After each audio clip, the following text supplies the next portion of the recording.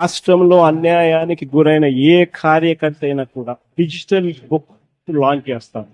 మీ అందరి సమక్షంలో రేపొద్దున రాష్ట్రంలో ఎక్కడ ఎవరికి ఏ అన్యాయం ఇప్పటికే జరిగిన ఆ డిజిటల్ బుక్ ను వీళ్ళు దీన్ని ఉపయోగించుకుని /digitalbook/vyrsrcp.com లోకి వెళ్ళి ఎంటర్ అయ్యి మీ ఫోన్ నెంబర్ ను టైప్ చేయగానే ఓటీపీ వస్తుంది. దాన్ని ఎంటర్ చేయగానే లొకేషన్, కెమెరా, పర్మిషన్ అడుగుతుంది. అది మీరు ఇవ్వగానే మొదట మీకు జరిగిన అన్యాయం గురించి వివరాలు అడుగుతుంది, మీరు నమోదు చేయాలి. ఆ తర్వాత మీ దగ్గర ఏమైనా ఈ అన్యాయానికి సంబంధించిన ఫోటోగ్రాఫ్స్, ఆధారాలు, ఇంకా ఏదైనా అప్లోడ్ చేసే కార్యక్రమాలు కూడా చేయాలి. ఆ తర్వాత అది ఆటోమేటిక్లీ ఆ డిజిటల్ బుక్ లో స్టోర్ అయిపోతుంది. ఇది అన్యాయానికి గురైన ప్రతి కార్యకర్తకు ఇది ఒక శ్రీరామ రక్ష.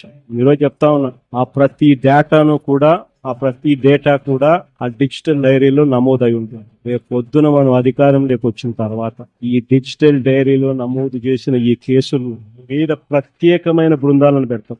అన్యాయం చేసిన వాళ్లను రిటైర్ అయిపోయి ఉన్నా కూడా, రాష్ట్రంలో వాళ్ళు లేకపోయినా కూడా, సప్త సముద్రాల అవతలున్న అందరినీ పిలిపిస్తాం.